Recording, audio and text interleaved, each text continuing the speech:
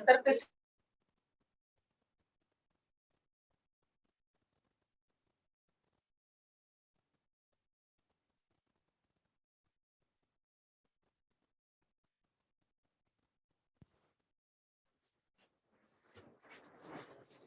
Good evening sir. Good evening sir. Good evening sir.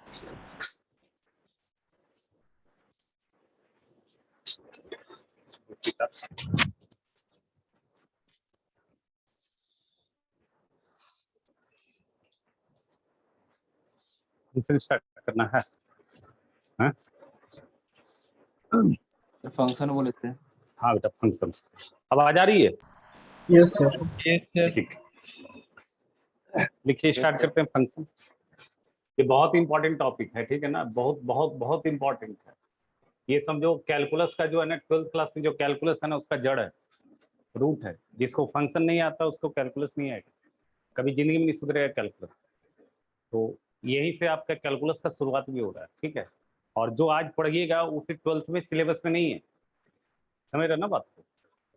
तो इसको आप बहुत अच्छे से समझिएगा। जैसे ये 3 टॉपिक है ना, इसमें फंक्शन, रिलेशन थी, सेट्स, रिलेशन, फंक्शन। सबसे इजी पार्ट था सेट्स, ठीक है। सबसे आसान तो रिलेशन आपको लगा होगा, सबसे इजी तो आपको रिलेशन ही लगा होगा, ठीक है। बट फंक्शन बहुत बहुत इंपॉर्टेंट है और थोड़ा सा दिमाग भी लगाना, आप नहीं लगाइएगा तो दिक्कत होगी। और उसको बढ़िया से कीजिएगा, सारा एमसीक्यू कीजिएगा, सारा एक्सरसाइज कीजिएगा, एक एक सम्स बनाइएगा, ठीक है। फंक्शन में थोड़ा टाइम लगेगा हम लोग को। देखिए फंक्शन, फंक्शन क्या होता है, बहुत वाइटल टॉपिक है, बहुत वाइटल टॉपिक। जब हम लोग इसका जेई के लिए पढ़ाते थे ना, मतलब जब हम फंक्शन 12th में, पहले ये एक्चुअली 11th में नहीं था, ये सब 12th में था। तो उस समय हम लोग 2.5-3 महीना पढ़ाते थे फंक्शन, और बच्चा कुछ बोलता नहीं था, पढ़ते रहता था। मतलब पूरी कैलकुलस फंक्शन में ही पढ़ा देते थे। मतलब सोचो कितना डेप्थ में जाते होंगे, कितना डेप्थ होता होगा फंक्शन। अभी तो हम लोग फोकस करेंगे बेस पे, फंडामेंटल पे फोकस करेंगे, ठीक है। फंक्शन में क्या है ना, आप इसको रिलेशन आप पढ़े ना, रिलेशन तो पढ़े हैं थोड़ा सा। रिलेशन क्या होता है, जिसे रिलेशन आप 2 सेट के लिए क्रिएट करते हैं, और नॉन इम्पटी सेट के लिए रिलेशन क्रिएट होगा क्या? आप सोचिए, अगर 2 सेट नॉन इम्पटी है तो क्या रिलेशन क्रिएट होगा क्या? क्योंकि रिलेशन जब आप क्रिएट करते थे तो उनके जो एलिमेंट होते थे उनके बीच कंडीशन आता था। तो रिलेशन बनाने के लिए आपको 2 सेट्स होने चाहिए, और दोनों सेट्स के होने चाहिए non empty set, empty set नहीं होने चाहिए। अगर इम्पटी सेट होगा तो फिर रिलेशन क्रिएट नहीं। इम्पटी सेट करने का मतलब अगर उसमें कुछ भी एलिमेंट नहीं, तो एलिमेंट ही नहीं है तो कंडीशन कैसे लगाओगे तुम? समझ रहे हो ना बात को। तो फंक्शन भी एक तरह का रिलेशन, फंक्शन भी क्या है, एक तरह का रिलेशन। हर एक फंक्शन आपका एक रिलेशन है, बट हर एक रिलेशन एक फंक्शन नहीं हो सकता। जैसे आपने अगर रिलेशन क्रिएट किया था, आपने पढ़ा था, अगर R is the relation from set A to set B, तो आर क्या होता था, सबसेट होता था ए क्रॉस बी का। मतलब आर का हर एक एलिमेंट किस में आता था, ए क्रॉस बी में आता था, है ना। अच्छा ध्यान से सुनना, मान लिया हम सेट ए लेते हैं, सुनना, सेट ए लेते हैं, सेट ए बराबर 1 2 3 4 5 ऐसा लेते हैं, और सेट बी लेते हैं ए बी सी डी ऐसा ले लेते हैं। जब हम रिलेशन क्रिएट करते थे तो बताओ, एक वर्ड हमने बोला था प्री इमेज, जो रिलेशन का डोमेन कहलाता है, और एक वर्ड हमने बताया था इमेज, जो रिलेशन का रेंज कहलाता है। तो जब हम रिलेशन क्रिएट करते थे A to B, or is the relation from A to B बनाते थे, मतलब अगर हम रिलेशन बनाते थे फ्रॉम ए टू बी, तो क्या ये जरूरी था कि ए का हर एक एलिमेंट प्री इमेज बन जाता था? ए का वही एलिमेंट प्री इमेज बनता था जो कंडीशन ऑफ रिलेशन को सेटिस्फाई करता था। बट फंक्शन की बात होगी, समझ रहे हो ना, अगर आप ए टू बी फंक्शन बनाएंगे तो वहां पे जरूरी होगा कि ए का हर एक एलिमेंट क्या बने, प्री इमेज बने। मतलब रिलेशन बनाते समय ए टू बी अगर रिलेशन आप बना रहे हैं तो जरूरी नहीं कि ए का हर एक एलिमेंट क्या हो, इन्वॉल्व हो ही रिलेशन में। लेकिन फंक्शन अगर बनाएंगे तो वहां पे ए का हर एक एलिमेंट को पार्टिसिपेट करना जरूरी है। मान लिया यहां पे अगर 1 इसके किसी एलिमेंट के साथ पार्टिसिपेट नहीं करता बी के, समझ रहे ना, तो फिर ये फंक्शन क्रिएट ही नहीं हो सकता। तो सबसे इंपॉर्टेंट ध्यान देना, अगर ए टू बी फंक्शन बनाते हैं तो ये जरूरी है कि ए का हर एक एलिमेंट क्या बने, प्री इमेज बने। दैट मींस ए का हर एक एलिमेंट फंक्शनल रिलेशन में क्या हो, इन्वॉल्व। अगर ए टू बी फंक्शन बनाना है तो ए में कोई भी एलिमेंट खाली बच गया, बस वही रहो, जिसका लफड़ा बी के एलिमेंट के साथ नहीं हो रहा है, दैट मींस वो फंक्शन क्रिएट ही नहीं करेगा। तो फंक्शन बनाने के लिए सबसे इंपॉर्टेंट बात क्या है, ए टू बी बनाने के लिए ए का हर एक एलिमेंट बी के किसी न किसी एलिमेंट के साथ क्या करे, पार्टिसिपेट करे। समझ रहे हो ना, ये पहला स्टेप है। दूसरा, जैसे आप रिलेशन जब क्रिएट करते थे तो जब ऑर्डर्ड पेयर बनाते थे तो वन को ए के साथ भी क्लब करते थे, आप वन को बी के साथ भी क्लब कर सकते थे। मतलब रिलेशन में क्या होता था ना, एक ही प्री इमेज के बहुत सारे इमेजेस हो जाते थे, बहुत सारा इमेजेस हो सकते, मतलब एक से ज्यादा, मोर देन वन इमेजेस भी बनता था। समझ में आ रहा? लेकिन फंक्शन में ऐसा नहीं। अगर आप ए टू बी फंक्शन बनाते हैं तो ए का हर एक एलिमेंट पार्टिसिपेट करना जरूरी है और हर एक एलिमेंट का यूनिक इमेज होना चाहिए, हर एक एलिमेंट का यूनिक इमेज होना चाहिए। अगर वन का इमेज अगर ए बन गया तो फिर वन का इमेज और कोई नहीं बन सकता फंक्शन में। समझ रहे हो ना? लेकिन रिलेशन में वन का इमेज अगर ये है तो रिलेशन में वन का इमेज बी भी बन सकता है। समझ में आ रहा है? वन का इमेज सी भी बन सकता है, बट फंक्शन में ऐसा नहीं। फंक्शन में अगर वन ए के साथ एसोसिएट हो गया तो फिर वन किसी और के साथ एसोसिएट नहीं होगा, बी के साथ नहीं होगा, क्योंकि अगर वन बी के साथ एसोसिएट हो गया तो क्या यूनिक इमेज तो नहीं रहा, क्योंकि एक इमेज ए भी आ गया और दूसरा इमेज बी भी। तो फंक्शन के लिए कैसा इमेज होना जरूरी है, यूनिक इमेज। और किस एलिमेंट का इमेज होना जरूरी, ए का हर एक एलिमेंट का इमेज होना जरूरी। समझ में आ रहा है क्या? बोलो, क्लियर है? आप लोग समझ रहे हो बेटा हम क्या बोल रहे हैं? Yes sir. तो अभी पहले तुम देखो सेट्स वाली डिफिनेशन समझ लो। जैसे देखो, सुनना, अगर हम इस तरह से एक सेट क्रिएट करते हैं, एक सेट ए है और एक सेट बी, ठीक है ना, इस तरह से एक डायग्राम बनाते हैं, ठीक है। यहाँ पे लिखते हैं नाम एफ, इसको हम पढ़ते क्या है, जैसे आप ए रिलेटेड टू बी बोलते थे, तो यहाँ पे आप पढ़ेंगे F is the function from set A to set B. समझ रहे हो ना? इसको लिखा जाता है ऐसे, इसको लिखा जाता है कैसे, F such that A tends to B. जैसे रिलेशन में हम लोग क्या लिखते थे, R is the relation from set A to set B, तो उसको लिखते थे ए रिलेटेड टू बी, ऐसे लिखते थे। बताओ, रिलेशन में हम लोग ऐसे लिखते थे, R is the relation from set A to set B. जब हम फंक्शन की बात करेंगे, अगर हम F is the function from A to B बनाते हैं तो उसको लिखते कैसे हैं, एफ, ये दो बिंदु को हम लोग क्या पढ़ते हैं, such that, F such that A tends to B. समझ रहे हो ना? अब ए टेंड्स टू बी बनाने का पहला कंडीशन क्या है, ए नॉन एम्प्टी सेट होना चाहिए, बी भी कैसा होना चाहिए, नॉन एम्प्टी सेट होना चाहिए। मतलब ए और बी में कुछ ना कुछ फोटो होने चाहिए, कुछ ना कुछ एलिमेंट्स होने चाहिए, ठीक है। एम्प्टी सेट रहेगा तो फिर रिलेशन ही नहीं क्रिएट होगा, और हर एक फंक्शन को हम बोल रहे हैं रिलेशन। अच्छा, अब डिफरेंस समझ में आ गया रिलेशन और फंक्शन में? अगर तुमसे रिलेशन और फंक्शन में डिफरेंस पूछे तो क्या बताओगे? पहला डिफरेंस तो ये हो गया कि रिलेशन में एक प्री इमेज, मतलब रिलेशन में क्या होता है, ए टू बी अगर रिलेशन बनाते तो ए का हर एक एलिमेंट प्री इमेज जरूरी नहीं बने, बन भी सकता है, नहीं भी बन सकता। बट फंक्शन में क्या होता है, ए का हर एक एलिमेंट प्री इमेज बने। दूसरा डिफरेंस क्या हो गया, मेन डिफरेंस, रिलेशन में एक ही प्री इमेज का क्या होता है, एक से ज्यादा इमेज हो जाता है, हो सकता है, बट फंक्शन में ऐसा नहीं। फंक्शन में एक प्री इमेज का क्या होना चाहिए, एक ही इमेज होना चाहिए, मतलब हर एक प्री इमेज का यूनिक इमेज दिखना चाहिए। क्लियर है?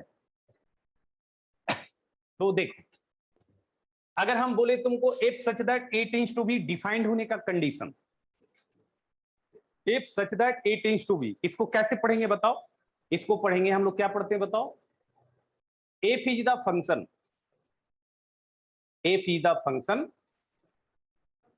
फ्रॉम ए टू, समझ में आ रहा है क्या? F such that A tends to B का मतलब है एफ आपने एक फंक्शन क्रिएट कर रहा है, और कैसे क्रिएट कर रहा है, set A to set B. Clear है यहां तक? अच्छा, हमने पूरा बता दिया, कंडीशन बता दिया, F such that A tends to B बनने का कंडीशन, डिफाइंड होने का कंडीशन हमने बता दिया। क्या कंडीशन बताया? Each and every element of set A must have an unique image in set. Each and every element क्यों बोल रहा हूं? क्योंकि अभी हमने बताया कि ए का हर एक एलिमेंट क्या बनना चाहिए? Pre image. तो ए टेंड्स टू बी बनने का एक ही कंडीशन है, एक लाइन का डिफिनेशन, समझ रहे हो ना? Each and every element of set A must have an unique image in set. ठीक है, सुनना, लिख लो कंडीशन, लिखो कंडीशन फॉर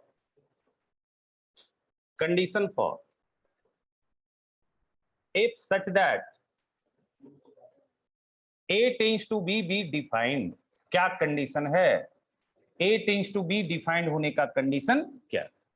क्या कंडीशन हुआ बताओ? लिखो each and every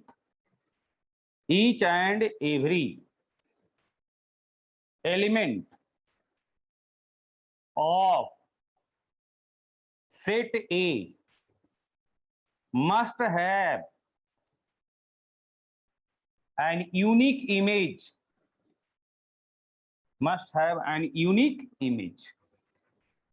और इमेज कहां से क्रिएट होगा? प्री इमेज सेट ए से, और इमेज कहां से क्रिएट होगा? सेट बी से। Unique image in set. Clear है? बताओ। बस ये एक लाइन आप समझ में आ रहा है, एक लाइन आपको याद है, तो फिर आप फंक्शन को क्रिएट कर सकते हैं। अब हम कुछ कुछ फोटो बनाते हैं, ठीक है ना? बस ये लिख लेना, condition for if such that A tends to B defined का क्या कंडीशन हुआ? Each and every element of set A must have an unique image in set B. और ए और बी कैसा सेट होना चाहिए? एम्प्टी सेट या non empty set? Non empty set. ठीक है ना? यहाँ पे लिख लीजिएगा नोट में, here A and B are कैसा सेट है बताओ? Non empty set. Non empty मतलब कुछ ना कुछ एलिमेंट्स उसमें है। अब देखो हम कुछ एक डायग्राम बनाते हैं, फोटो बनाते हैं, अब तुम बताना कि ये फोटो फंक्शन है या नहीं। पहला फोटो बना रहे, यहाँ ए है और यहाँ बी है, और इस तरह से है ना। यहाँ लिखा 1 2 3 4, यहाँ लिखा ABC, ठीक है ना? ABC, सुनना ध्यान से। अब देखो इमेज क्या होता है ना, जिस पे तीर लगता है वो इमेज होता है, और जहां से तीर स्टार्ट होता है वो प्री इमेज होता है। तो यहां से हमने तीर इसको मारा तो इमेज बन गया B, और प्री इमेज हो गया 1 का इमेज हो गया B, 2 का इमेज हो गया A, और 3 का इमेज मैंने रख दिया C। क्या ये फंक्शन है बताओ? क्यों नहीं फंक्शन है? क्योंकि 4 का कोई इमेज, 4 का भी इमेज बनना जरूरी। ए में कोई भी एलिमेंट खाली नहीं रहना चाहिए। तो यहां हम लिखेंगे if such that A tends to B not defined. ये फोटो में if such that A tends to B defined नहीं, ठीक है ना? ये डिफिनेशन 1 हम बता रहे हैं तुमको, सुनना आगे। एक और फोटो बनाते हैं, सेट्स वाली डिफिनेशन अभी हम देख रहे हैं। डिफिनेशन ही समझना, और पूरा बढ़िया से डोमेन रेंज क्या होता है उसका भी डिफिनेशन क्लियर हो जाना चाहिए। मान लिया यहां लिख दिया 1 2 3 4, यहां लिख दिया ए और बी।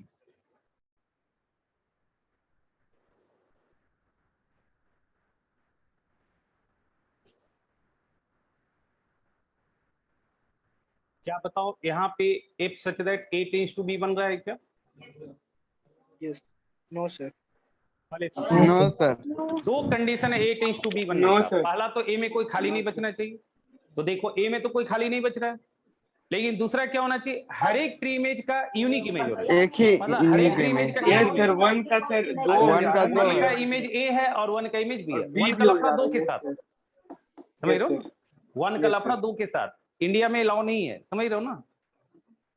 अरे एक का बॉयफ्रेंड का 2 गर्लफ्रेंड हो गई, ठीक है? ऐसा नहीं होना चाहिए, एक का एक ही है, समझ रहे हो ना बात? तो यहाँ देखो 1 ए से भी एसोसिएट हो रहा है, 1 बी से भी एसोसिएट हो रहा है, इसका मतलब ये फंक्शन नहीं।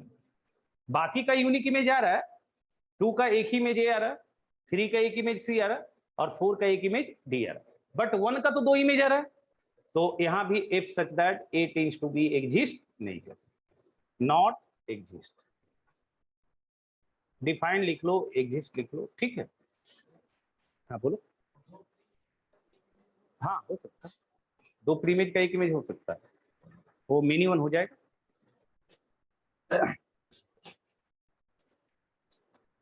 अच्छा अब देखो, सुनना ध्यान से, बढ़िया से समझना।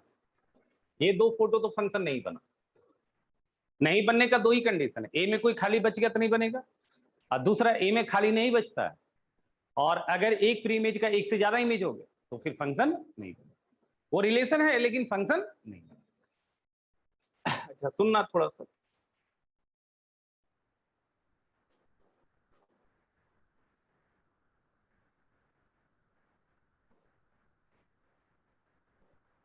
क्या ये बताओ ये फंक्शन बन रहा है?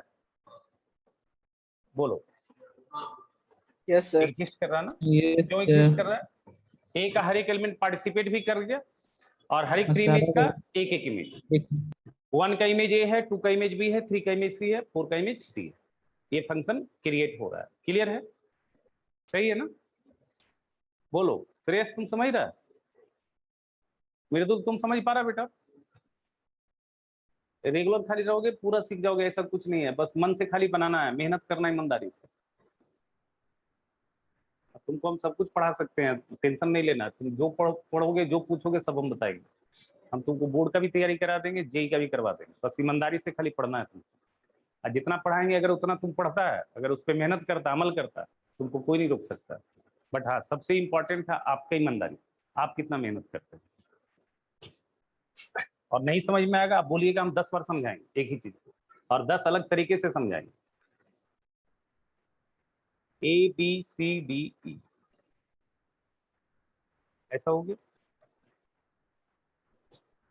क्या ये बन रहा है? हाँ बन रहा है। हमने बी के साथ कोई कंडीशन नहीं दिया, आपको कहेगा सर बी में खाली बच गया, उससे कोई फर्क नहीं पड़ता। हमने बी के साथ कंडीशन लगाया क्या? हमने स्टेटमेंट में लिखाया था each and every element of set A, B के बारे में बोला था क्या? यानी कि बी में खाली बच भी सकता, खाली नहीं भी हो सकता। मतलब फंक्शन बनाते समय जरूरी नहीं कि बी का हर एक एलिमेंट क्या हो जाए, पार्टिसिपेट कर, पार्टिसिपेट कर भी सकता है, नहीं भी कर सकता। ये भी फंक्शन है, if such that A tends to B exist.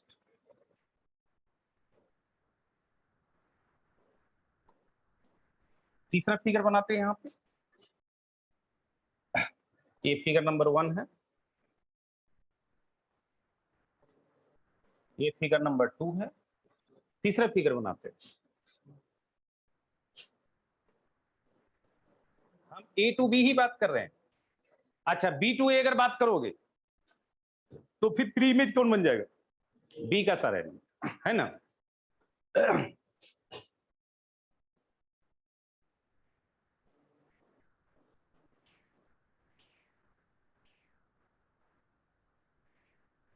क्या ये फंक्शन बन रहा है? Yes sir. बन रहा है। सोच लो, 1 का इमेज ए, 1 का कोई और इमेज आ रहा है नहीं, 2 का इमेज ए यूनिक है, 3 का इमेज ए यूनिक है, 4 का इमेज बी यूनिक। फंक्शन बन रहा है, ए का हर एक एलिमेंट इन्वॉल्व भी है, यहाँ पे if such that A tends to B exist. Sir last वाला और एक बार बताइए तो सर। देखो ना, 1 का इमेज आ रहा है, 1 का यूनिक इमेज दिख रहा है, हर एक एलिमेंट सेट ए का हर एक एलिमेंट का यूनिक इमेज दिखना चाहिए। बताओ 1 का एक ही इमेज आ रहा है, एक के अलावा और कोई आ रहा है क्या? नहीं आ रहा। 2 का भी यूनिक इमेज आ रहा है, ए आ रहा है, उसके अलावा कुछ और नहीं आ रहा। 3 का भी यूनिक इमेज आ रहा है, ए, उसके अलावा कोई और नहीं आ रहा। अब 4 का इमेज आ रहा है, बी। अच्छा सुनना, ये फिगर नंबर 3, फिगर नंबर 4 की बात करते हैं। 1 2 3 4 ए बी, क्या ये फंक्शन बन रहा है? हाँ बन रहा है। Yes sir. Yes sir. यहाँ भी बन रहा है, if such that A tends to B exist. अब थोड़ा सा डिफरेंस सब में समझना क्या है। लिख लो, फोटो बना लो सब, सारा फोटो बनाओ।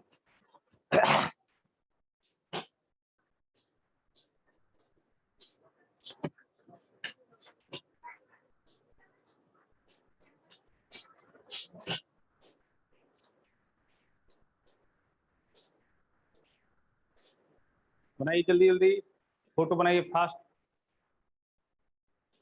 दिक्कत हो रहा है बेटा आप लोग को? कोई दिक्कत है बताना। No sir. सर बी का कितना भी लफड़ा हो सकता है चलेगा, पर ए का नहीं करना है, यही ना? हाँ, बी में कुछ भी खाली बचे कोई दिक्कत नहीं, बी में खाली बच जाए कोई दिक्कत नहीं, ए में खाली नहीं बचना चाहिए, बस ये याद रखना है। अच्छा, इस सारे फिगर में अंतर क्या देखो, यहां देखो, यहाँ क्या है ना, सेट ए का अलग अलग एलिमेंट बी के अलग अलग एलिमेंट के साथ एसोसिएट हुआ है ना। लेकिन इस फोटो में देखो, इसमें भी सेट ए का अलग अलग एलिमेंट सेट बी के अलग अलग एलिमेंट के साथ एसोसिएट। यहां देखो क्या ना, सेट ए का एक से ज्यादा एलिमेंट एक ही एलिमेंट के साथ एसोसिएट, मतलब यहाँ क्या है ना, एक प्री इमेज का तो एक ही इमेज आता है, ये तो कंडीशन है। यहाँ पे क्या, अलग अलग प्री इमेज का अलग अलग इमेज है। और यहाँ क्या हो रहा है, more than one pre image का क्या रहा है, सेम इमेज आ रहा है। तो जब डिफरेंट डिफरेंट प्री इमेज का डिफरेंट डिफरेंट इमेज आता है ना, तो उसको बोलते हैं one one function. Types of function होता है जो अभी नहीं तुमको पढ़ना, वो 12th क्लास में पढ़ना। तो बस अभी खाली नाम थोड़ा सुन लो। एक होता है वन वन, एक होता है मिनी वन, और एक होता है इनटू, और एक होता है ऑन टू। एक फंक्शन क्या होता है, वन वन फंक्शन, एक होता है मिनी वन, और एक होता है ऑन टू फंक्शन, और एक होता है इनटू फंक्शन। अच्छा सुनना, जब ए टेंड्स टू बी बना दिया तुम, बस समझ रहे हो ना, वही कंडीशन है। रिलेशन में हमने बोला था जो प्री इमेज बनता है वो डोमेन होता है, जो प्री इमेज बनता है वो डोमेन होता है। तो फंक्शन में भी जो प्री इमेज बन रहा है वो डोमेन। प्री इमेज मतलब डोमेन, और इमेज मतलब रेंज, सेम चीज। फंक्शन रिलेशन में भी हमने बताया था कि जो जो इमेज बनता है वही रेंज होता है, और जो जो प्री इमेज बनता है वो डोमेन। तो फंक्शन में भी प्री इमेज मतलब डोमेन, प्री इमेज का मतलब डोमेन, और इमेज का मतलब रेंज। समझ रहे हो हम क्या बोल रहे हैं? तो अगर ए टेंड्स टू बी अगर फंक्शन आप बनाते हो, तो ए का हर एक एलिमेंट प्री इमेज बनेगा, यानी कि ए का हर एक एलिमेंट डोमेन हो जाए। अगर ए टेंड्स टू बी बनाते हो तो ए का हर एक एलिमेंट डोमेन, एक वर्ड होता है डोमेन। ठीक है, सेट के फॉर्म में अगर कोई पूछे, बोले आपसे कि अगर आपने function F is the function from A to B बनाया आपने, तो डोमेन क्या होगा, तो आप बताएंगे all elements of set A. All elements of set A is called domain. और जो जो इमेज बनेगा, तो इमेज तो जरूरी नहीं कि बी का हर एक एलिमेंट बन रहा है, यानी कि जो बी का एलिमेंट इमेज बनेगा वो बन जाएगा रेंज, और बी का हर एक एलिमेंट हो जाएगा कोडोमेन। तीन वर्ड बोला था, एक डोमेन, एक रेंज, और एक कोडोमेन। समझ में आ रहा है क्या? एक वर्ड बोला था डोमेन, एक बोला था रेंज, एक बोला था codomain. A to B function बनाते हैं तो बी का हर एक एलिमेंट कोडोमेन, बी का जो जो एलिमेंट इमेज बन रहा है वो रेंज। समझ में आ रहा है क्या? और ए का हर एक एलिमेंट डोमेन। ठीक है, लिख लो लिख लो। इफ, नोट लिख लेना, नोट करके, if is a function, if A tends to B भी एग्जिस्ट, या डिफाइंड, डिफाइंड बोल लो या एग्जिस्ट बोल लो। if is such that a tends to be defined, then domain का डिफिनेशन लिखो। डोमेन का डिफिनेशन क्या होगा, the all elements of set A, all elements of set A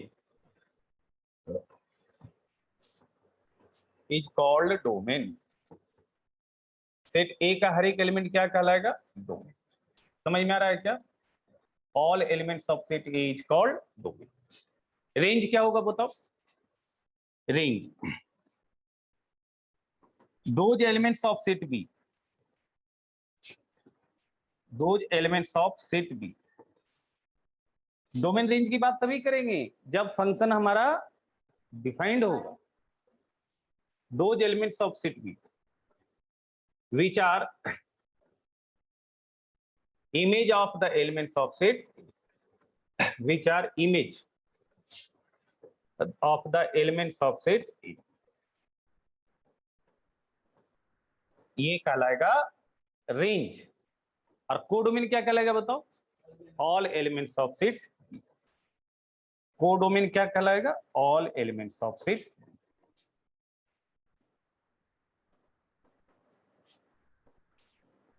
B का हर एक एलिमेंट क्या कहलाएगा? कोडोमेन। अब बताओ, जहां जहां फंक्शन बना था, बताओ पहला फिगर में डोमेन क्या है? 1 2 3 4। रेंज क्या है बताओ, ABCD। ABCD दूसरा फिगर में डोमेन क्या है, 1 2 3 4। रेंज क्या है बताओ, ABCD ABCD है ना। तीसरा फिगर में डोमेन क्या है, 1 2 3 4। रेंज क्या है, A और B। और चौथा फिगर में डोमेन है 1 2 3 4 और रेंज सिंगल एक वैल्यू है। अच्छा, यहाँ पे कोडोमेन क्या है, ABCD। यहाँ भी कोडोमेन है ABCD। यहाँ भी कोडोमेन है A और B, और यहाँ भी कोडोमेन है A और B।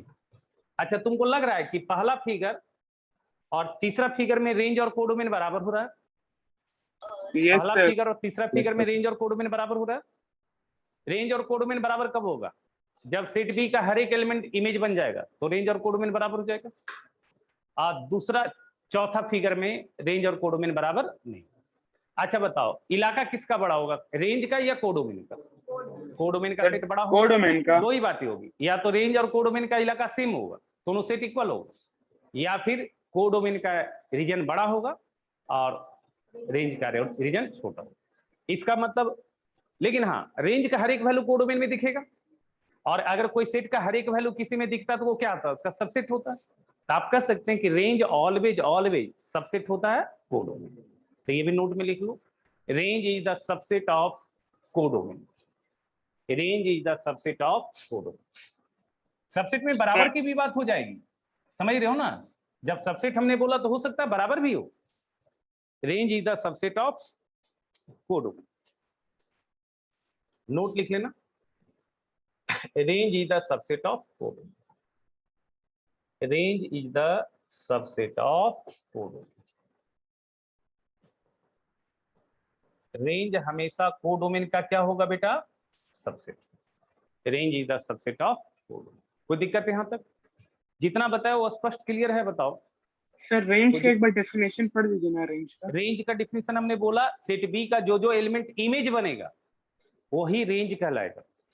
सेट बी का जो जो एलिमेंट इमेज बनेगा, तो जैसे देखो पहला फिगर में ए और बी इमेज बन रहा था, तो इस फिगर में तीसरा में ए और बी इमेज बन रहा था, तो ए और बी रेंज हो गया, और ए और बी कोडोमेन भी। इस फिगर में देखो क्या बन रहा था, बताओ। पहला फिगर में इमेज क्या बन रहा था, ABCD, तो रेंज हो गया ABCD। इस फिगर में इमेज ABCD बन रहा है, तो रेंज हो जाएगा ABCD, बट कोडोमेन हो जाएगा ABCD और EBCD। क्लियर है, ठीक है ना। अच्छा, हम थोड़ा सा टाइप्स ऑफ फंक्शन में बात करें। एक 1-1 फंक्शन होता है, एक मेनी वन होता है, एक इनटू होता है और एक ऑनटू होता है। तो 1-1 के लिए कंडीशन क्या है, अलग अलग प्री इमेज के लिए अलग अलग इमेज है। और मेनी वन का कंडीशन क्या है, जब एक से ज्यादा प्री इमेज सेम इमेज दे दे तो वो हो जाता है मेनी वन। मतलब सेट ए का एक से ज्यादा एलिमेंट बी के किसी एक के साथ जाता है, समझ रहे हो ना। मतलब एक गर्लफ्रेंड का 2 बॉयफ्रेंड हो सकता है, 3 भी हो सकता है, 4 भी हो सकता है, 10 भी हो सकता है, बट एक बॉयफ्रेंड का 2 गर्लफ्रेंड नहीं। मतलब बॉयफ्रेंड मानो सेट ए वाला है, समझ रहे हो ना। मतलब एक जो है 5 को घुमा सकता है, ठीक है, लड़की जो है एक 5 को घुमा सकती है, बट 5 मतलब एक लड़का 5 लड़कियों को घुमा नहीं सकती, समझ रहे ना। लड़का लोग थोड़ा ज्यादा इमोशनल होता है ना, बड़ा खतरनाक मोहब्बत करता है। ऐसे बुरा नहीं मानना, सब लोग इमोशनल होता है, और ऐसे मजाक कर रहे हैं, ठीक है, सब ऐसे थोड़ा मजाक चलना चाहिए, ठीक है। यहाँ तक कोई दिक्कत है बोलो। तो 1-1 के लिए कंडीशन क्या हुआ बताओ, डिस्टिंक्ट प्री इमेजेज है डिस्टिंक्ट इमेज। 1-1 का कंडीशन हुआ डिस्टिंक्ट प्री इमेज है डिस्टिंक्ट इमेज। मेनी वन का कंडीशन क्या हुआ, मोर देन 1 प्री इमेज है सेम इमेज, ठीक है ना। और 1-1 का ऑन-टू का कंडीशन क्या हुआ, रेंज और कोडोमेन बराबर। जब रेंज और कोडोमेन बराबर होता है तो वो ऑन-टू होता है, और जब रेंज और कोडोमेन बराबर नहीं होता तो वो इन-टू होता है। बताओ। हाँ हाँ, देखो एक होता है 1-1 तो हो ही गया, मेनी वन भी हो गया, ऑन-टू हो गया, इन-टू हो गया। अब सबको क्लब करो आपस में, एक 1-1 ऑन-टू बन सकता है, 1-1 का भी कंडीशन फुलफिल करे, ऑन-टू का भी करे, तो 1-1 ऑन-टू बन सकता है, जिसको सर्जेक्टिव फंक्शन बोलते हैं, विच इज वेरी वेरी इंपॉर्टेंट, ठीक है। सॉरी, बाइजेक्टिव फंक्शन बोलते हैं। 1-1 को इंजेक्टिव और ऑन-टू को सर्जेक्टिव, दोनों को मिला देते हैं, इंजेक्टिव और सर्जेक्टिव, तो क्या हो जाता है, बाइजेक्टिव, समझ रहे हो। और एक क्या बन सकता है, 1-1 बने लेकिन ऑन-टू नहीं बने, तो क्या बनेगा, इन-टू। तो तो 1 1 इंटू, या फिर क्या बन सकता है 1 1 का सिचुएशन हो गया, ऑन टू बने लेकिन 1 1 नहीं बने तो क्या हो जाएगा मेनी 1 ऑन टू, और ऑन टू नहीं बने और 1 1 भी नहीं बने तो मेनी 1 इंटू। अच्छा देख, हम तुमसे इसमें पूछ रहे हैं, वो सब अभी नहीं जानना है ना, वो 12th में है नाम, अभी नहीं तुमसे कोई पूछेगा नाम, टेंशन नहीं लो। तुम बताओ ये कैसा है, ये 1 1 ऑन टू लग रहा है, 1 1 का कंडीशन फुलफिल कर रहा है, डिफरेंट प्री इमेजेस है, डिफरेंट इमेजेस, ऑन टू इसलिए क्योंकि रेंज को डोमेन बराबर, तो ये 1 1 ऑन टू, ये 1 1 लग रहा है देखो, लेकिन Yes. ऑन टू नहीं है तो ये हो गया 1 1 इंटू। समझ में आ रहा है? ये मेनी 1 लग रहा है और ऑन टू लग रहा है तो ये मेनी 1 ऑन टू हो गया। अच्छा ये क्या लग रहा है, मेनी 1 लग रहा है लेकिन ऑन टू नहीं लग रहा है, ऑन टू क्यों नहीं लग रहा है क्योंकि रेंज और कोडोमेन बराबर नहीं, तो ये क्या हो गया मेनी 1 इंटू। ठीक है, ऐसे अभी तुमको इसका जरूरत नहीं है, ये चीज नाम जो है ना, नेमिंग जो है ना, टाइप्स ऑफ फंक्शन, वो कहाँ पढ़ना है 12th में पढ़ना।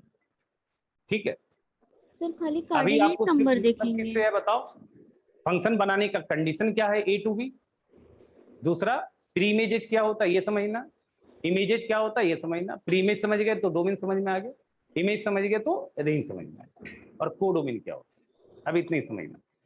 ये हुआ डिफिनेशन नंबर 1। ये अभी हमने कौन सा डिफिनेशन देखा बताओ, डिफिनेशन नंबर 1। और अभी तुरंत हमने बताया था, एक वर्ड बोला था, फंक्शन भी क्या है, एक रिलेशन। तो अब हम रिलेशन स्टाइल से फंक्शन को डिफाइन करते हैं, ठीक है ना। फंक्शन भी क्या है, रिलेशन। सुनना ध्यान से। सर सारा फंक्शन रिलेशन होता है ना, मतलब हाँ होगा, अब लेकिन बट सर हर एक सारा रिलेशन फंक्शन नहीं होगा। लिख लो नोट में, लिख लो नोट में, every function is a relation, every function is a relation, note में लिख लो ना, every function is a relation, हर एक फंक्शन एक रिलेशन होगा, एवरी फंक्शन इज रिलेशन। अच्छा फंक्शन का एक और नाम देते हैं ना, मैपिंग। मैपिंग और फंक्शन दोनों वर्ड अलग अलग है, बट दोनों चीजें क्या है, एक ही। Every function is a relation but converse is not true, मतलब उल्टा ट्रू नहीं, but converse is not true, मतलब समझ में आ रहा है क्या, मतलब हर एक रिलेशन फंक्शन नहीं होगा। और क्यों नहीं होगा ये तो हमने बता ही दिया, डिफरेंस बता ही दिया रिलेशन और फंक्शन में। रिलेशन और फंक्शन में बेसिक डिफरेंस क्या है, अगर ए टू बी रिलेशन बनाते हैं तो जरूरी नहीं कि ए का हर एक एलिमेंट डोमेन बन जाए, समझ रहे हैं ना, बट फंक्शन बनाते तो जरूरी है ए का हर एक एलिमेंट डोमेन बने। दूसरा वहां पे क्या था, एक प्री इमेज का एक से ज्यादा इमेज हो सकता फंक्शन में, सॉरी रिलेशन में, लेकिन फंक्शन में ऐसा नहीं, फंक्शन में एक प्री इमेज का एक ही इमेज। चलिए लिखिए डिफिनीशन, अगला डिफिनीशन, डिफिनीशन नंबर 2 सुनिएगा, डिफिनीशन नंबर 2। अब हम लोग रिलेशन की तरह से डिफाइन करते हैं फंक्शन। सुनिएगा, आपको हमने बताया था अगर A R is the relation from A to B, तो पहला कंडीशन क्या होता था, आर सबसेट होता था ए क्रॉस बी का। ए वाली फोटो को सबसेट पढ़ते हैं, मतलब आर का हर एक फोटो ए क्रॉस बी में दिखता था। अच्छा ए क्रॉस बी का एलिमेंट किस तरह से लिखा जाता, ऑर्डर्ड पेयर में, तो आर का भी एलिमेंट किस में लिखा जाता, ऑर्डर्ड पेयर। हम बोल रहे हैं हर एक फंक्शन एक रिलेशन है, इसका मतलब फंक्शन का भी एलिमेंट किस में लिखा जाएगा, ऑर्डर्ड पेयर में, समझ रहे हो ना। और ऑर्डर्ड पेयर में एक खास बात क्या होता है, पहला कंपोनेंट अगर ए टू बी बना रहे हैं तो पहला कंपोनेंट सेट ए से और दूसरा कंपोनेंट सेट बी से। तो इसका मतलब क्या है, हर एक फंक्शन एक रिलेशन है, तो जो रिलेशन का डिफिनीशन है, जो रिलेशन का डिफिनीशन है वो फंक्शन तो फुलफिल करेगा ही। तो अगर आपने R is the relation from A to B बनाया तो पहला कंडीशन होता R subset of A cross, तो फंक्शन भी एक रिलेशन, यानी कि अगर F is the function from A to B बनाते हैं तो एफ सबसेट होगा ए क्रॉस बी का, होगा या नहीं होगा, एफ सबसेट होगा ए क्रॉस बी। तो लिखिए डिफिनीशन 2, लिखिए डिफिनीशन नंबर 2, लिखिए इफ एफ इज द, लिखिए लिखिए ऐसे लिखिए, A relation from set A to set B, A relation, relation का नाम एफ दे दीजिए ना, रिलेशन का नाम क्या दे देते हैं बेटा, एफ।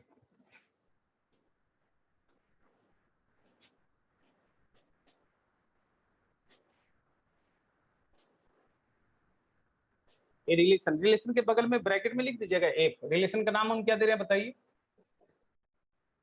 अरे एफ,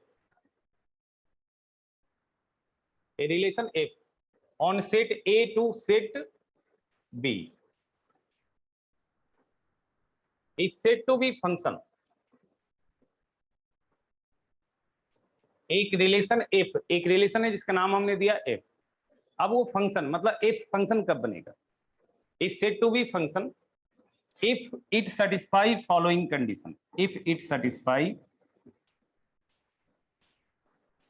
सेटिस्फाई किस लिखते हैं, SATIS, FY ना, satisfy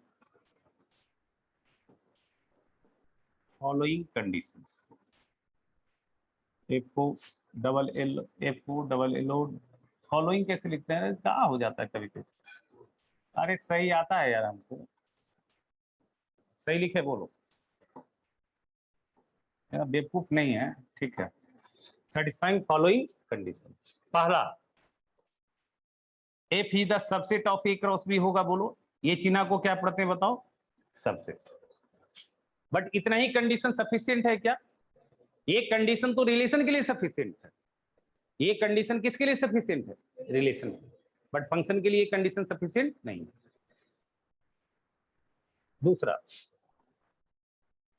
if A comma B belongs to F, अगर ए कॉमा बी बिलोंग कर रहा है एफ से, तो एफ का एलिमेंट हमने क्या लिया, ए कॉमा बी। अच्छा, एफ सबसेट है ए क्रॉस बी का, तो इसका मतलब ए cross B, A comma B A cross B में दिखेगा, और ए कॉमा बी जब ए क्रॉस बी में दिखेगा तो ए कहां दिखेगा, सेट ए में, और बी कहां दिखेगा, सेट बी में। यही होता है ऑर्डर्ड पेयर में। आप लिखते हैं ना, अगर x comma y belongs to A cross B, तो आप कैसे लिखते हैं, इसका सिग्निफिकेंस होता है ऑर्डर्ड पेयर तभी ना होता है जब एक्स वाई इंटरचेंज नहीं होता पोजीशन, एक्स वाई का पोजीशन इंटरचेंज नहीं होता, एक्स फिक्स है सेट ए में और वाई फिक्स है सेट बी में। तो इसका मतलब देखो, ए कॉमा बी अगर एफ का एलिमेंट है और हम बोल रहे हैं एफ सबसेट है ए क्रॉस बी का, इसका मतलब ए comma B A cross B में भी दिखा होगा, और जब A comma B A cross B में दिखा तो यानी कि ए कहां से आएगा, सेट ए से, और बी कहां से आएगा, सेट बी से। तो यहां पे आएगा A belongs to set A and B belongs to set B. ये समझ में आ रहा है स्टेप। हमने एफ का एलिमेंट लिया ए कॉमा बी, तो एफ सबसेट है ए क्रॉस बी का, तो एफ का हर एक फोटो ए क्रॉस बी में होगा, यानी कि ए कॉमा बी कहां दिखना चाहिए, ए क्रॉस बी। और जब A comma B A cross B का एलिमेंट है तो मस्ट है कि ए सेट ए से बिलोंग करेगा और बी सेट बी से बिलोंग करेगा। समझ में आ रहा। अच्छा, तीसरा, अभी भी पूरा फंक्शन का कंडीशन नहीं लगा है, अभी भी फंक्शन का कंडीशन नहीं लगा। अच्छा, फंक्शन बनने के लिए यहां पे ए, सेट ए का हर एक एलिमेंट होना चाहिए कि नहीं होना चाहिए, सोचो सोचो। यहाँ पे ए जो बन रहा है वो सेट ए का हर एक एलिमेंट होना चाहिए नहीं होना चाहिए, समझ रहे हो ना। And third condition which is very very important, if A comma B belongs to F and A comma C belongs to F, तो बताओ बी और सी के साथ क्या कंडीशन जाएगा। ए कॉमा बी का मतलब क्या है, पहला एलिमेंट प्री इमेज और दूसरा इमेज इमेज। तो यहां देखो, प्री इमेज ए है तो इमेज बी है, प्री इमेज ए है तो इमेज सी है।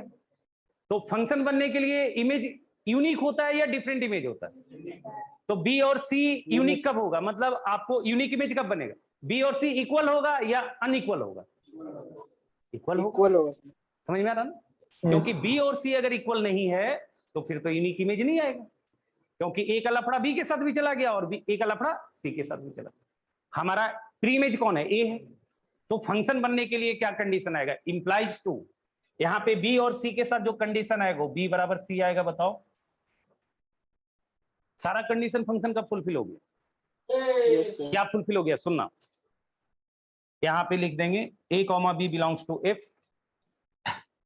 ए बिलोंग्स टू ए। ठीक है, देखो फंक्शन बनने के लिए कंडीशन क्या था, क्योंकि फंक्शन बनने का कंडीशन क्या था, ए का हर एक एलिमेंट पार्टिसिपेट होना चाहिए। तो हम यहाँ बोल रहे हैं ए कॉमा बी अगर एफ का एलिमेंट है, तो यहाँ पे ये ए जो है, ए किसका काम करेगा, सेट ए का कोई खास एलिमेंट या सेट ए का हर एक एलिमेंट, सेट ए का हर एक एलिमेंट। तो हर एक एलिमेंट प्री इमेज हो गया, और दूसरा हर एक प्री इमेज का यूनिक इमेज आना चाहिए। तो यूनिक इमेज कब आएगा, जब बी और सी बराबर। मैंने प्री इमेज एक ही लिया और इमेज का शकल चेंज कर दिया, बट वो दोनों अगर डिफरेंट शकल का होगा तो फिर फंक्शन नहीं बनेगा, लेकिन सेम शकल का होगा तो फंक्शन बनेगा। समझ में आ रहा? ये दूसरा डिफिनेशन हो गया। लिख लो इसको, लिख लो। क्लियर हो रहा बेटा आप लोग को? कोई दिक्कत? यस। कोई दिक्कत होगा तो बताना हमको। अगला डिफिनेशन नंबर 3। अब हम लोग देखेंगे मैथमेटिकल डिफिनेशन। ये तो हमने सेट वाली डिफिनेशन देखा, ठीक है। अब हम मैथमेटिकल डिफिनेशन देखेंगे। डिफिनेशन नंबर 3, ब्रैकेट में लिखना मैथमेटिकल डिफिनेशन।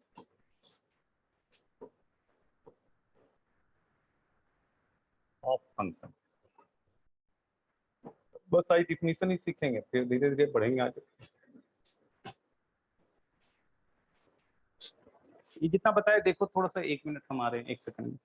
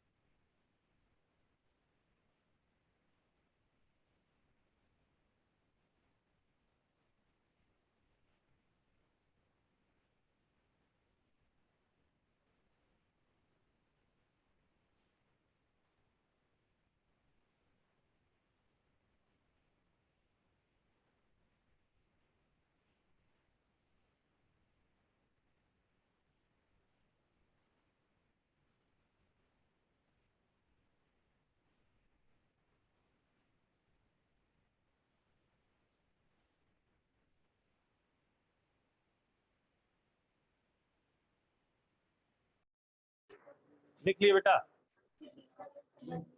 तीसरा नहीं समझ में आया? तीसरा नहीं समझ में आया बेटा आप लोग को? हैं? हेलो, आ गया सर। Yes sir. तीसरा क्यों नहीं समझ में आया बेटा? देखो देखो, ऑर्डर्ड पेयर के फॉर्म में जब भी लिखोगे ना एलिमेंट फंक्शन का, सुनना, ऑर्डर्ड पेयर के फॉर्म में जब भी फंक्शन का एलिमेंट लिखोगे तो पहला एलिमेंट प्री इमेज होता है और दूसरा एलिमेंट इमेज होता है। तो देखो यहाँ प्री इमेज ए है और यहाँ इमेज बी है, ए का इमेज बी है और यहाँ ए का इमेज सी है। अगर बी और सी डिफरेंट हो जाएगा तो यूनिक इमेज बन पाएगा क्या? अरे मेरे बेटे, मान लिया यहाँ A1 है, ठीक है, यहाँ A1 है और यहाँ पे A2 होगा, तो क्या इस तरह का रिलेशन फंक्शन बनता है क्या? क्या इस तरह का रिलेशन फंक्शन बनेगा क्या? ए जब 1 से एसोसिएट हो गया तो फिर ए 2 से एसोसिएट होगा क्या? ए जब भी एसोसिएट होगा तो किससे एसोसिएट होगा? 1 से। तो इसका मतलब ये वैल्यू और ये वैल्यू सेम दिखेगा तभी ना फंक्शन बन पाएगा बेटा, यूनिक इमेज हो पाएगा। अरे बाबा बी और सी बराबर है, मतलब बी और सी बराबर मतलब यहाँ भी बी है, यहाँ भी क्या है? बी है। सी नहीं बल्कि क्या है? बी। यहाँ तो दिखा रहा हूँ, देखो क्या इस तरह का शकल फंक्शन बना पाएगा क्या? नहीं बना पाएगा। Yes sir. ये तरह का रिलेशन क्या बना? रिलेशन बनाएगा बट फंक्शन नहीं बनाएगा। लेकिन अगर 2 का शकल 1 बन जाए तो बनेगा ना, तो 2 का फंक्शन शकल बन 1 बन जाएगा जाए तो बनेगा कि नहीं बनेगा? Yes sir. यूनिक इमेज होना चाहिए ना। चलो देखो इधर सुनो, ऐसे करोगे। हाँ देखिए, अब हम आपको मैथमेटिकल डिफिनेशन समझा रहे हैं, कोई दिक्कत है क्या? मैथमेटिकल डिफिनेशन का मतलब हुआ ना, मतलब आप जो है ना सुनिएगा, जैसे y और x में कोई रिलेशन लिखते हैं, जैसे y बराबर x स्क्वायर, तो आपसे पूछेगा कि बताओ क्या ये रिलेशन फंक्शन है या नहीं। y बराबर x स्क्वायर मतलब मैथमेटिकल रिलेशन दे देगा, ठीक है। मतलब इसको हम लोग क्या बोलते हैं, इधर y इधर x, इसको हम लोग लिखेंगे y बराबर f ऑफ x और y से कनेक्टेड आपको क्या ना एक रिलेशन दिया रहेगा, तो इस रिलेशन को हम y बराबर f बोल सकते हैं ना। अब हम इसी की बात करते हैं, ठीक है। मतलब x और y से कनेक्टेड रिलेशन कब फंक्शन बनेगा और कब फंक्शन नहीं बनेगा। जैसे अब यहाँ पे देखिए, अब ये x बराबर y स्क्वायर लिख दिया, मान लेते हैं ऐसा, तो आपको बताना है क्या ये फंक्शन बनेगा या ये फंक्शन बनेगा या दोनों बनेगा या कोई नहीं बनेगा, ये इस चीज बात कर रहे हैं हम लोग। पहले समझिए, जो हमने डिफिनेशन पढ़ा उसी से बात हो रही है। सुनिए, एक सेट ए का एलिमेंट था ना, इसमें आपका 1 2 3 4 5 था, और ये सेट बी का एलिमेंट था ए बी सी डी, मान लेते ऐसा, ठीक है। मैं क्या कर रहा हूं, सेट ए में जो भी एलिमेंट्स है ना उनका एक कॉमन नाम दे रहा हूं, उनका नाम क्या दे रहा हूं? एक्स। बट एक्स का साथ रिस्ट्रिक्शन आएगा, एक्स के साथ क्या आएगा? रिस्ट्रिक्शन। एक्स लाइक करेगा विद इन ए रेंज, क्यों? क्योंकि एक्स जो है वो कहां से आ रहा है? सेट ए से आ रहा है। तो x1 भी बनेगा, x2 भी बनेगा, x3 भी बनेगा, x4 भी बनेगा। तो आप बताइए x का वैल्यू चेंज हो रहा है या नहीं हो रहा है? तो x किस तरह का नेचर का काम कर रहा है? कांस्टेंट नेचर का या वेरिएबल नेचर का? तो x यहाँ पे वेरिएबल, समझ रहे ना। उसी तरह सेट बी में जो एलिमेंट था ना उसका एक कॉमन नाम दे दिया y, कॉमन नाम दे दिया y। अब y का काम a भी करेगा, बाई का काम बी भी कर सकता है, बाई का काम सी भी कर सकता है, बाई का काम डी भी कर सकता है। तो इसका मतलब बाई का भी वैल्यू चेंज हो रहा है, बाई का भी वैल्यू चेंज हो रहा है। बट बाई के साथ लिमिटेशंस नहीं है, क्योंकि हम जब फंक्शन क्रिएट कर रहे थे तो जरूरी नहीं था कि सेट बी का हर एक एलिमेंट इमेज बन ही जाए, लेकिन इसके साथ एक्स के साथ लिमिटेशंस है। क्या लिमिटेशंस है? ए का हर एक एलिमेंट को एक्स बनना जरूरी, समझ रहे हो ना। तो अगर मैंने सेट ए का एलिमेंट को x लिखा और सेट बी का एलिमेंट को y लिखा, तो x भी वेरिएबल है, y भी वेरिएबल है, बट x एक लिमिटेशंस रखा है, बट y का कोई लिमिटेशंस नहीं। समझ में आ रहा ना? x का क्या लिमिटेशंस है? a का हर एक एलिमेंट x बनेगा, समझ में आ रहा ना। x जो है वो कहां से क्रिएट होगा? सेट a से ही क्रिएट होगा, क्लियर है ना। अच्छा, एक तरह से सोचो, इमेज डिपेंडेंट होता है ना, इमेज कब आएगा? इमेज कब आएगा? जब प्री इमेज होगा मार्केट में। बिना प्री इमेज का इमेज आएगा क्या? तो प्री इमेज का काम कौन कर रहा है? एक्स। और इमेज का काम कौन करेगा? वाई। तो आपको लगता है वाई डिपेंड ऑन एक्स है? बोलो, क्योंकि इमेज तो डिपेंड करेगा किस पे? प्री इमेज पे। और प्री इमेज का काम कौन कर रहा है? एक्स। और इमेज का काम कौन कर रहा है? वाई। वाई जो है इमेज बनेगा, समझ में आ रहा है। तो इमेज तो तभी आएगा जब प्री इमेज आएगा, यानी कि बाई आपको लग रहा है डायरेक्टली डिपेंडेंट एक्स है। Yes sir. इसका मतलब हमने दो तरह का वेरिएबल लिया, लेकिन एक वेरिएबल डिपेंडेंट लिया और एक वेरिएबल क्या लिया? इंडिपेंडेंट। जो प्री इमेज होता है ना वो इंडिपेंडेंट वेरिएबल होता है, ठीक है। और जो इमेज होता है वो क्या होता है? Dependent variable. समझ में आ रहा है? तो जब भी आप फंक्शन क्रिएट करेंगे ना तो आपको दो वेरिएबल होना जरूरी है, बट दोनों का नेचर अलग अलग होगा। एक का नेचर क्या होगा? इंडिपेंडेंट, और दूसरे का नेचर क्या होगा? डिपेंडेंट। अब यहां पे क्या होगा? डिपेंडेंट इसलिए बोल रहा हूं कि y तब तक तुमको नहीं मिलेगा जब तक आपके पास x नहीं होगा, और जैसे ही x मिला उस हर एक x के करस्पॉन्डिंग आपको y का एक डिफिनिट वैल्यू आएगा। हर एक x के करस्पॉन्डिंग y का क्या आएगा? Definite value. तो अगर हर एक x के चलते y का एक डिफिनिट वैल्यू आ रहा है, समझ रहे हैं ना, हर एक x के लिए y का वैल्यू आ रहा है, सुनिएगा, हर एक x के लिए y का वैल्यू आ रहा है, ठीक है। लेकिन अगर y का एक डिफिनिट वैल्यू आ रहा है और हर एक x के लिए यूनिक y आ रहा है, तभी ना फंक्शन होगा। हम बोले हर एक x के लिए y आ रहा है, डिफिनिट y आ रहा है, अगर एक ही x के लिए एक से ज्यादा y आ जाए तो फिर फंक्शन होगा क्या? फंक्शन होने के लिए क्या होना चाहिए? एक x के लिए एक ही y होना चाहिए, क्योंकि y तो यूनिक है। हर एक x के लिए y क्या होना चाहिए? यूनिक होना चाहिए। अगर आपको हर एक x के लिए y यूनिक आता है, मतलब आप जो है x दो वैल्यू ले लो और दोनों के लिए y अगर एक आ रहा है तो फंक्शन होगा। लेकिन एक ही x के लिए आपको दो y दिखने लगा तो फिर वो रिलेशन फंक्शन होगा क्या? नहीं होगा, क्योंकि एक x के लिए दो y दिखने का मतलब क्या है? एक प्री इमेज का क्या हो रहा है? एक से ज्यादा इमेज। समझ में आ रहा बात? तो हम क्या कर रहे हैं, सुनना बढ़िया से। सबसे पहले तो ये समझना कि जब फंक्शन बनाना होता है हमको मैथमेटिकल फॉर्म में, तो हमारे पास दो कंपोनेंट होते हैं, जिसमें से दोनों कंपोनेंट वेरिएबल होता है, लेकिन एक का नाम होता है इंडिपेंडेंट और दूसरे का नाम होता है डिपेंडेंट। समझ रहे हो ना? तो लिखो डिफिनेशन फंक्शन का। इफ टू, ऐसे लिखना, if I F, if T O, T W O नहीं लिखना, if to each, if to each, each word क्यों लगाया? ईच वर्ड किसके लिए लगेगा? बाई के लिए लगेगा या एक्स के लिए लगेगा? एक्स के लिए। x के लिए to each value of a variable x, variable x, और एक्स के साथ लिमिटेशंस है। वो एक्स कहां से आएगा? सेट ए से आएगा। लिमिटेशंस फिक्स हो गया, एक्स 1 ही बनेगा, 2 बनेगा, 3 बनेगा, 4 बनेगा, 5 बनेगा, सारा बनेगा एक्स, ठीक है। तो if to each value of a variable x, bracket में लिखना within a certain range, with in a certain range. अब एक्स का रेंज क्या है बताओ?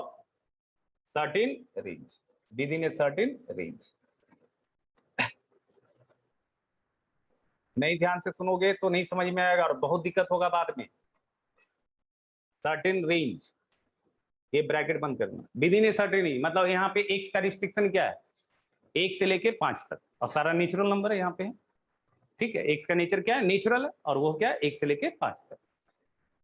There corresponds, there corresponds one definite value of another variable y। हर एक x के चलते आपको y का एक क्या मिलेगा? डिफिनिट वैल्यू मिलेगा। There corresponds one definite value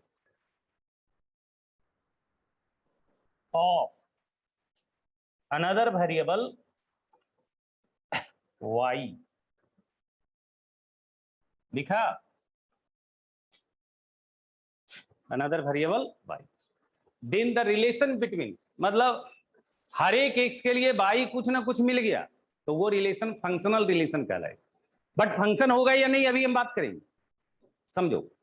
हमने क्या बोला? देयर क्रॉसपॉन्ड्स, किसके क्रॉसपॉन्ड? x के क्रॉसपॉन्ड वन अनदर, क्या लिखा? One definite value of another variable y। Then the relation between, then the relation between,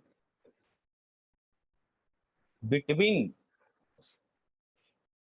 x and y is called functional relation, is called functional relation। x और y से connected relation आप functional relation कब बोलेंगे? जब आपको हर एक x के लिए y का एक क्या मिल जाए? डिफिनिट वैल्यू, तो उस तरह का रिलेशन को आप क्या बोलेंगे? Functional relation. and it is denoted by, and it is denoted by y बराबर fx। किससे डिनोट करेंगे? y बराबर fx। अगर y बराबर fx लिखो, क्या बोल रहे बोलो। सर लेफ्ट में सर ये स्टार्ट कहाँ से होते हैं सर? ईच वैल्यू से कि सर वहां पे 2 भी लिखा हुआ है। यहाँ देखो, इफ टू, यहां से स्टार्ट करना। If to each value of a variable x, bracket में लिखना within a certain range, there corresponds one definite value of another variable y, लिखा, then the relation between x and y is called functional relation and it is denoted by y बराबर fx। ठीक है, हाँ अभी बता रहे हैं, तुरंत बता रहे हैं, तुरंत समझ में आ जाए। ठीक है, डिनोटेड बाई y बराबर fx। नोट में लिखना here x is called, note में लिखना here x is called independent variable. x को क्या बोलते हैं बताओ? here x is called independent variable, हम सब समझा रहे हैं, called independent variable।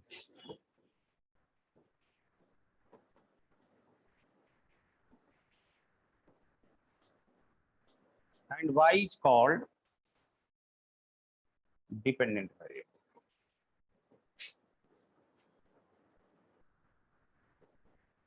सुनना ध्यान से, हम फिर समझा रहे हैं। हमने बोला हर एक x के लिए y कुछ मिलेगा। अब हर एक x के लिए y कुछ मिल रहा है तो उसको हम फंक्शनल रिलेशन बोल रहे हैं।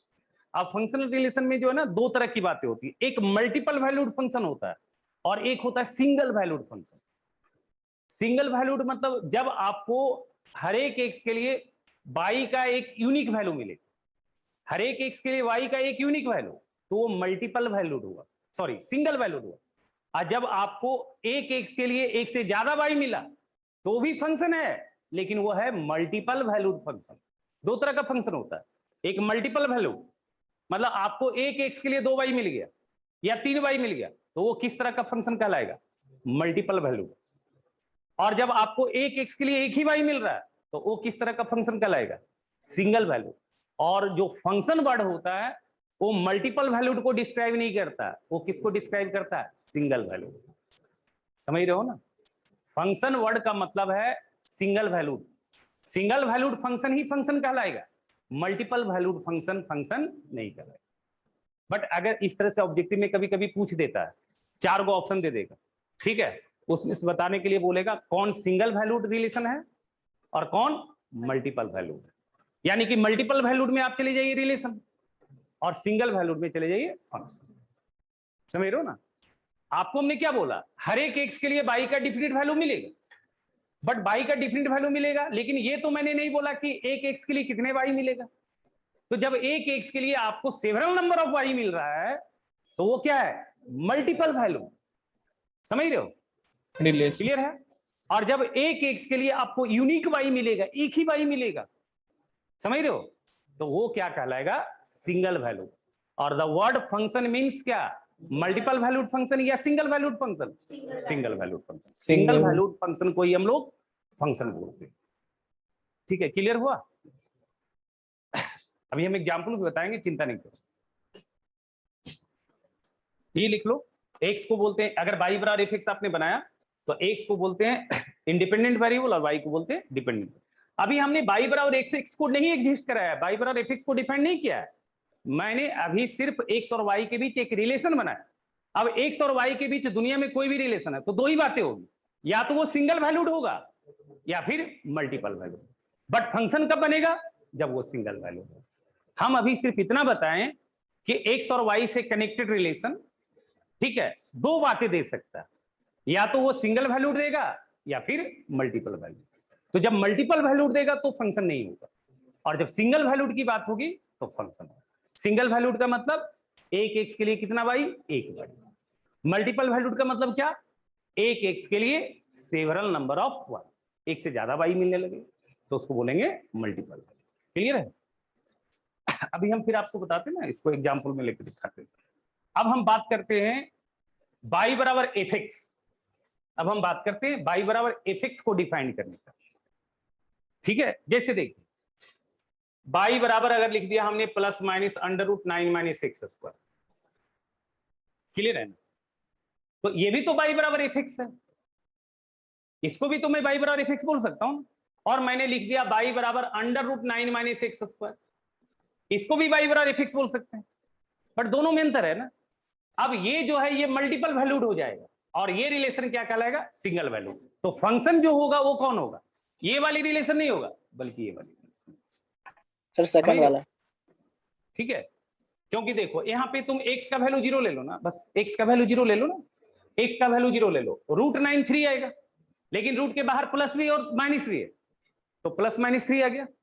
तो x बराबर 0 के लिए क्या बन गया, 3 इमेज बन गया, और x बराबर 0 के लिए क्या बन गया इमेज, -3। तो एक ही प्री इमेज का क्या बन गया, 2 इमेज बन गया। ये किसमें काउंट हो गया, मल्टीपल वैल्यू में, बट ये फंक्शन नहीं होगा। लेकिन तुम यहां देखो, x से 0 ले लो, y का वैल्यू √9 मतलब कितना हो गया 3, रूट का वैल्यू कभी निगेटिव नहीं आता, तो x से 0, तो 0 के लिए y का एक ही वैल्यू आ रहा है, समझ में आ रहा है ना। तो ये कैसा है, सिंगल वैल्यू, और यही फंक्शन। तो y बराबर fx एग्जिस्ट करने का कंडीशन क्या हुआ, कब बोलेंगे y बराबर fx एग्जिस्ट कर रहा है, जब आपको एक x के लिए एक y आएगा, ठीक है ना। एवरी x गेट्स क्या, सिंगल y, मतलब ऐसे नहीं बोलो every x gets single y, तो गड़बड़ा जाएगा। हर एक x के लिए y का एक ही वैल्यू है, समझ रहे हो ना। लिख लो कंडीशन फॉर y बराबर fx भी डिफाइंड, कंडीशन फॉर y बराबर fx भी डिफाइंड, ऐसे समझो। y बराबर fx को डिफाइन, हम देखो खाली अभी फंक्शन का डिफिनीशन तुमको हम बता रहे हैं। कंडीशन फॉर y बराबर fx भी डिफाइंड, बहुत तरीके से तुमको हम समझा रहे हैं, जैसे तुम समझो। y बराबर fx को डिफाइन होने का कंडीशन क्या है, बस एक ही condition, each and every x gives unique y, each and every x gives unique y। क्या हो गया बताओ condition, each and every x, हर एक x के लिए y मिलेगा, लेकिन वो हर एक x के लिए कैसा y मिलना चाहिए, यूनिक या एक से ज्यादा यूनिक। तो लिख लो ईच x गिव्स क्या होगा बताओ, यूनिक y। हर एक x अगर यूनिक y देता है तो फिर y बराबर fx बनेगा। एक और चीज समझना, देखो सवाल में कोडोमेन की बात तभी होगा, देखो यहाँ पे क्या होगा ना, y बराबर fx वाली रिलेशन में क्या है ना, सुनना।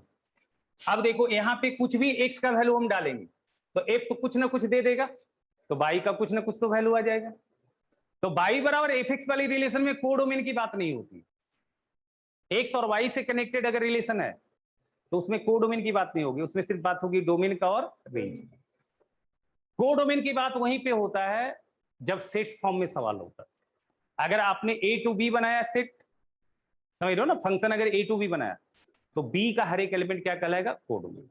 लेकिन आपसे कभी ऐसा नहीं पूछेगा, जैसे एक सवाल दे दिया मैंने फॉर एग्जांपल y बराबर √9 - x², इस सवाल का कोडोमेन आपसे नहीं पूछेगा।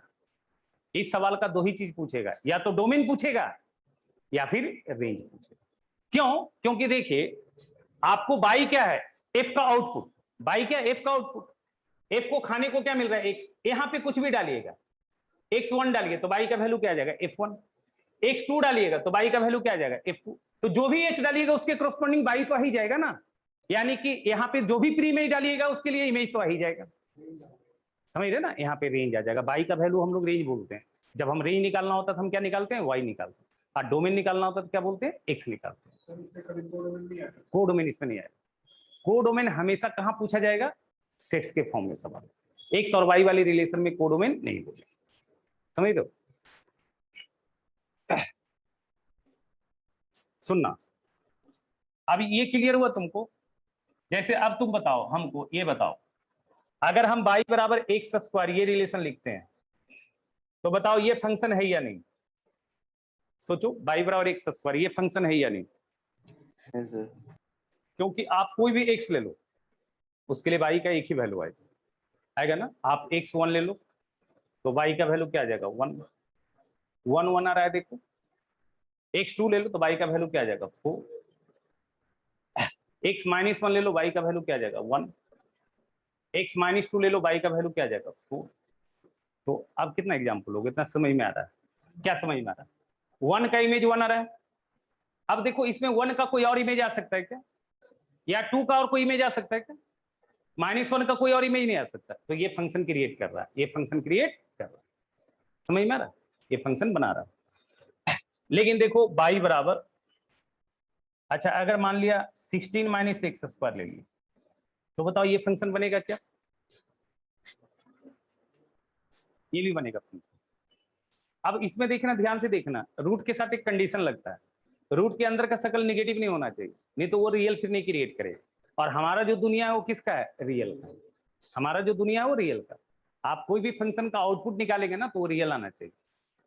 उसका आउटपुट रियल नहीं आ रहा है तो आप काम नहीं कर रहे हैं इससे। हमारा जो दुनिया है वो किसका है? रियल का। तो अब तुम सोचो एक्स स्क्वायर अगर 16 से ज्यादा होगा तो रूट के अंदर का शकल क्या आ जाएगा? निगेटिव। और रूट के अंदर शकल निगेटिव होता तो आयोटा वाली वैल्यू देता है, वो इमेजिनरी वैल्यू देता है। तो एक्स तो रिस्ट्रिक्ट है ना यहाँ पे। एक्स क्या है? एक्स स्क्वायर 16 या 16 से कम, तो एक्स -4 से 4 के बीच लेंगे। ठीक है, तो -4 से 4 के बीच में कोई भी वैल्यू ले लो ना, रियल लेना होता तो 0 पे बाई का एक ही वैल्यू आएगा 4। अगर 1 देते हैं तो √15 आ जाएगा, 2 देते हैं तो कितना आ जाएगा? √12 आ जाएगा। समझ रहे हो? -1 डालते हैं तो √15 आ जाएगा। तो ये भी फंक्शन क्रिएट करेगा। क्लियर है? अच्छा, अगर तुमको ज्यादा दिक्कत होता तो एक तरह से और समझ लो, फंक्शन को एक तरह से और समझते हैं। मशीन समझते हो? मशीन में क्या डाला जाता है? इनपुट। मशीन में डाला जाता है इनपुट। यहाँ से डोमेन और रेंज भी तुमको क्लियर बुझाएगा कि डोमेन क्यों निकालते हैं और रेंज क्यों निकालते हैं। ठीक है, मशीन में क्या डालते हैं? इनपुट। अच्छा, मशीन में इनपुट क्यों डालते हैं? मशीन से आउटपुट लेने के लिए या मशीन को चलाने के लिए? सर आउटपुट लेने के लिए। मशीन चलेगा तो ना आउटपुट आएगा। रहने के लिए। अच्छा, पर्पस। अच्छा, तुम मशीन, मान लिया तुम्हारा ये मशीन पेन है, तो इसमें पानी डालेगा चलेगा क्या? कुछ इनपुट हो जाएगा? अरे सही इनपुट डालोगे तो मशीन वर्क करेगा तो आउटपुट मिलेगा। समझ रहे हो? सबसे इंपॉर्टेंट है। अब ये मान लिया आपका एक मशीन है, ये मशीन है, ये मशीन है, इस मशीन का नाम हमने दिया है। अब इसको कुछ खाने को दो यहाँ पे, तो खाने को ही दोगे ना जो ये पचा सकता है। अनपच हो जाएगा तो काम करेगा क्या? समझ रहे हो? अब इसको खाने को कुछ दिया। अब तुम समझो, ये मान लेते हैं ये जो मशीन है, ये अब देखो ऐसे समझो, ये जो रूट है ना, ये रूट ही मशीन है। आप समझ लो, ये मशीन का काम है रूट। अब इसके अंदर इसका कैपेसिटी क्या है? आपको रूट का वैल्यू रियल आना चाहिए। तो आपको पता है कि इसके अंदर क्या डालना है? प्लस वैल्यू ही डालना या फिर 0 डालना है। नेगेटिव डालेंगे तो रूट नहीं वर्क नहीं करेगा, और रूट वर्क नहीं करेगा तो सही आउटपुट नहीं देगा। समझ रहे हो ना? तो बेसिकली इनपुट किस लिए करते हैं? इनपुट बेसिकली डिपेंडेंट किस पे? मशीन का नेचर पे। जिस तरह का मशीन होगा उसी तरह का इनपुट डालेंगे। अगर आपको मशीन का नॉलेज नहीं है तो आप इनपुट डाल पाइएगा क्या? आप ये जान ही नहीं रहे हैं पेन है, और पेन किससे चलता है यही नहीं पता है, तो काम कर पाएंगे? तो डोमेन बनाने के लिए आपको सबसे पहले उस मशीन का नॉलेज होना चाहिए। किसी भी फंक्शन का अगर आप डोमेन निकाल रहे हैं ना, तो आपको सबसे पहले उस फंक्शन का अच्छा खासा नॉलेज होना चाहिए, तभी ना आप उसमें सही इनपुट डालेंगे। तो देखो यहाँ पे क्या है ना, हमने इनपुट डाला x, यहाँ पे इनपुट हमने डाला x, इसको खाने को मिला x, तो ये बाहर क्या करेगा? fx। अब y is nothing, y is क्या? Output, and x is nothing which is called input. तो फंक्शन क्या है? एक तरह से मशीन ही तो है। हम ऐसे भी बोलते हैं functions are like a machine which gives unique output for each input that is fed into it. जो भी हम इनपुट डालेंगे, हर एक इनपुट के करस्पॉन्डिंग कुछ ना कुछ तो आउटपुट आएगा। समझ रहे हो ना? तो y इज नथिंग, y को हम क्या बोलेंगे बताओ? x को हम यहाँ पे क्या बोलेंगे बताओ? इनपुट। और ये y को हम लोग क्या बोलेंगे बताओ? आउटपुट। समझ में आ रहा है ना? तो फंक्शन किस तरह से काम करता है? एक मशीन के जैसा काम करता है। जैसा आप उस पे इनपुट डालेंगे, वो हर एक इनपुट के करस्पॉन्डिंग आपको क्या देगा? एक आउटपुट देगा। समझ में आ रहा है? बोलो, क्लियर है? Yes sir. ये फिगर बना लो, और ये आपका क्या है? मशीन। ये डिफिनेशन हम नहीं लिखाते हैं, समझ में आ ही रहा होगा हम क्या बोल रहे हैं।